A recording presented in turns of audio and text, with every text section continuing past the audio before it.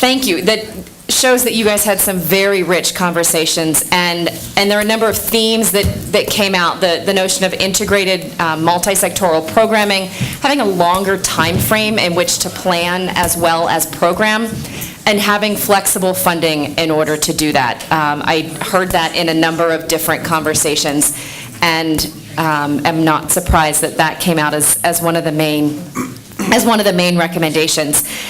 In the remaining few minutes then, I wanted to give our panelists a chance to give a concluding thought.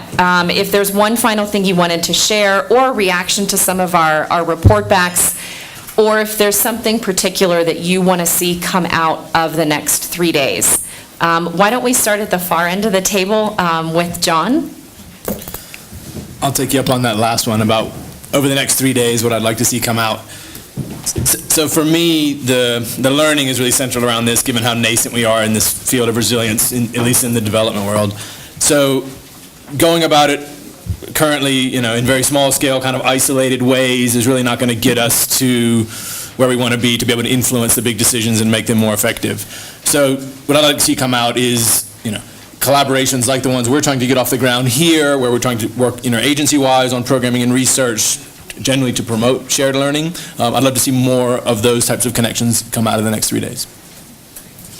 And I think I would like to build on what he said. No one organization can do it alone. We're all sitting here with different tools and different talents and different expertise, which we can all bring together to build resilience.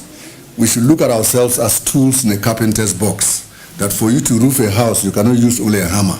You also need the other tools, and we must understand that to build this house, all of us are part of that deal. And I think that is what I think we should come out with at the end of this workshop, that we see ourselves as part of the whole and develop our partnerships, develop our strategic partnerships towards building resilience.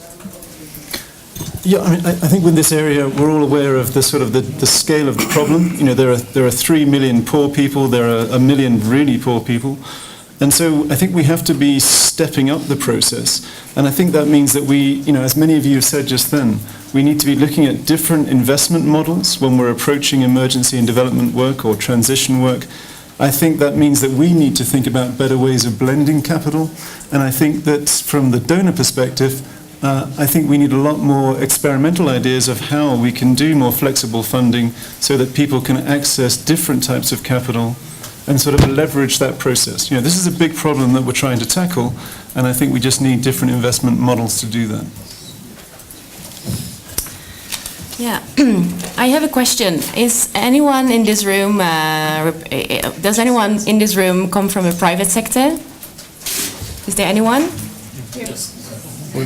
One. Two? So this is my point. I think this group here had a great discussion about the private sector, and we have so many great discussions about the private sector, but we have them amongst ourselves. I'm very glad to have some representatives from the private sector, and I really wish there was a way to get them more in this room.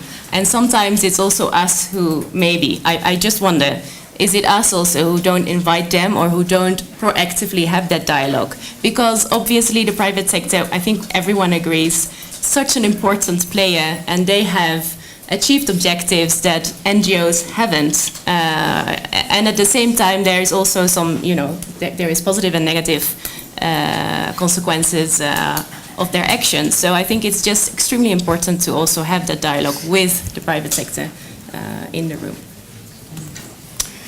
I was struck when I was listening to the report outs from the different groups that resilience requires not just a recalibration of how we think about outcomes and impacts, but also about the way in which interventions are structured. So individuals were emphasizing things such as partnerships, multi-sectoral efforts. And it seems to me that we need to also, as we're constructing measures, think not just about the outcomes and the impacts, but also think about the varieties of implementations that are being really restructured in new and interesting ways, and we need to measure those as well. Because at the end of the day, we often make the claim whether or not something worked, whether it worked. But what is it? Is often something that's not adequately measured. And there's a great deal of implementation variation that we don't take into account, and it's one of the reasons when we try to scale up that it fails, because the it from one location to another is not the same thing. So if we're talking about very complicated structures such as partnerships, multi-sectoral work, and how best to optimize those in the interest of resilience is going to be something that also needs to be measured. Thanks. Terrific. Thank you. Thank you to our panelists, and really thank you to all of you. We took a gamble in doing breakout groups. We had no idea we would have a completely full room. It's tremendous to see all of you here. So thank you for your flexibility and some great report backs. We hope that we have just started the discussion. We have 3 more days. We hope we've energized you to continue to talk among yourselves and really across the different sectors in which we all work. So thank you so much.